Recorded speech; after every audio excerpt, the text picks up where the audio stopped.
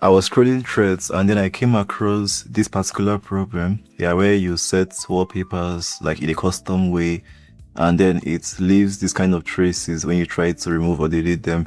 Basically, let's say you check Finder now, like photos here, and then you right click and set desktop picture. It sets, but then if you go into settings, you would meet it somewhere here. Yeah, some people's cases, when they try to like either like remove, mine works, or click the X also works. For some of you, it does this instead. So there's a very simple way to deal with this. Just use this terminal command right here. Yeah, it's in the description. And then let's paste that in terminal and hit enter.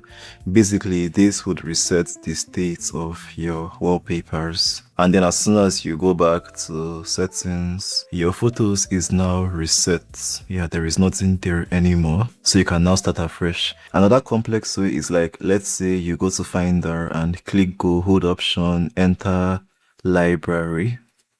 In library now, this cache folder, you can also kick it out. Yeah, that one works as well, but you'd have to run a terminal command if it doesn't work. It's more complicated. Anyway, I hope this one was useful to you out there, and I'll see you guys around. iHaadi out.